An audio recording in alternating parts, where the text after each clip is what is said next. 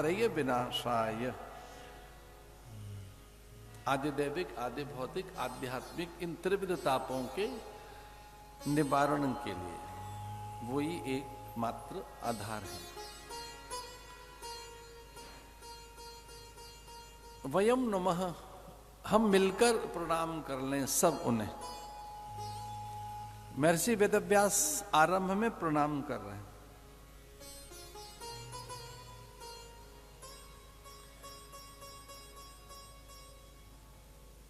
जितने शिष्टाचार, सभ्याचार, लोकाचार हैं, उन सब में कोई मूल है उसका तो प्रणाम ही है। सभ्याचार, शिष्टाचार, लोकाचार, सदाचार। आचारो प्रथमो धर्मः,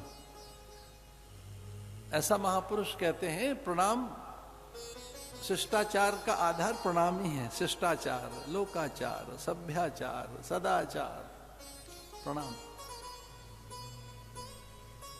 अभिवादन, आयुर्विद्या यशोर्बलम, आयु विद्या यशोर्बलम।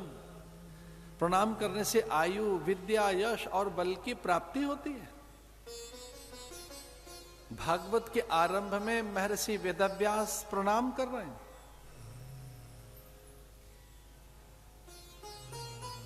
वयम नमः ऐसा कहकर, अकेले नहीं है वो। उनकी प्रवृत्ति पारमार्थिक है।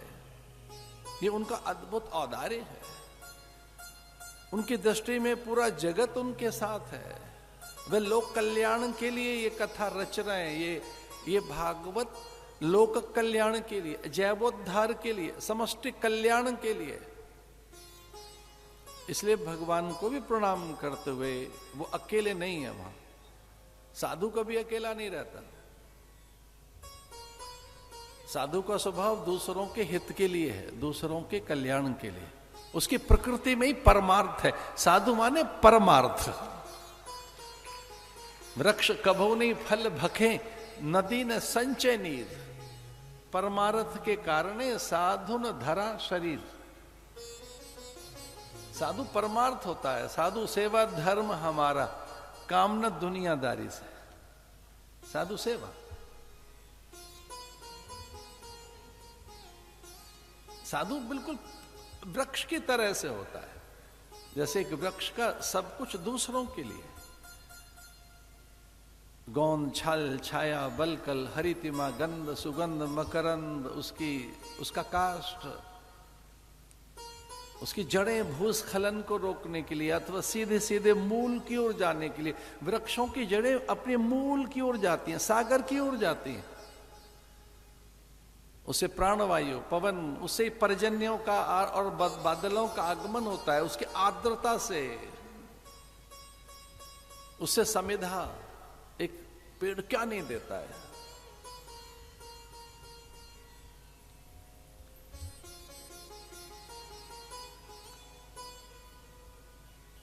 दस पुत्र समा कन्या,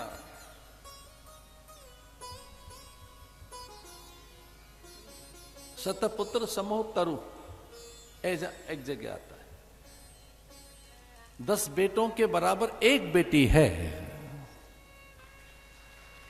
10 पुत्र समा कन्या, 10 बेटों के बराबर एक बेटी बताई गई है। और 100 बेटों के बराबर एक पेड़ बताया है। ये साधु पेड़ जैसा होता है, परमार्थ के लिए, परोपकार का भाव। सबके साथ, सबको साथ लेकर वो वहां गुफा में है, बद्रिकाश्रम में। यद्यपि ये श्लोक पद्म पुराण से लिया गया है। तब पुराण तो उन्होंने रचे हैं, पुराण पुरुष ने। राम जी किसको मिले और पहले किससे मिले, इसके लिए फिर एक चातुर्य राम का। वो ब्रह्म है ना, घट घटवासी है, सब में है। तो तुलसीदास जी लिखते हैं, आत्म रूप से हर किसी को ये लगा कि मुझे पहले मिले, मुझे पहले मिले, मुझे पहले मिले। अमित रूप प्रगटे कहीं काल, अमित रूप प्रगटे तेहि काल, यथा योग मिले वही कृपाला, यथा योग मिले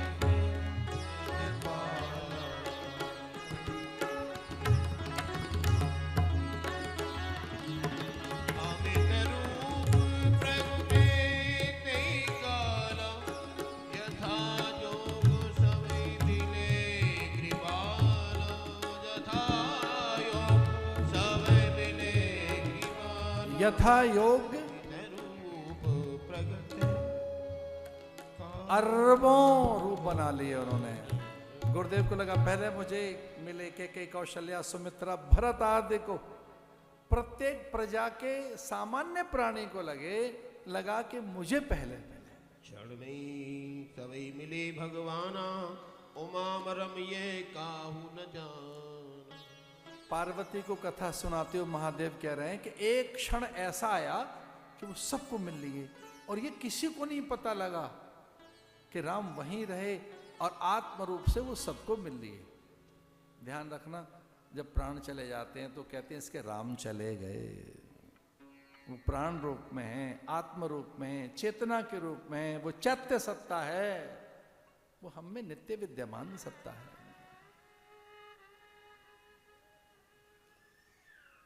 हमारी मर्यादा रही है समय का, हम कभी अतिक्रमण नहीं करते, कभी नहीं किया है तो उधार मांग के या भिक्षा मांग के किया है। उधार का अर्थ क्या है? उधार का अर्थ है कि भाई आज थोड़ा और समय दे दीजिए, कल कम कर लेंगे, पर कल तो कुछ है नहीं, तो भिक्षा मांग लेते हैं आपसे। अब वो सन्यासी का स्वभाव है। 1 बजे सदा कथा विराम होती रही है, आज मैं भिक्षा पे उतर आया हूं, मुझे 15-20 मिनट और चाहिए।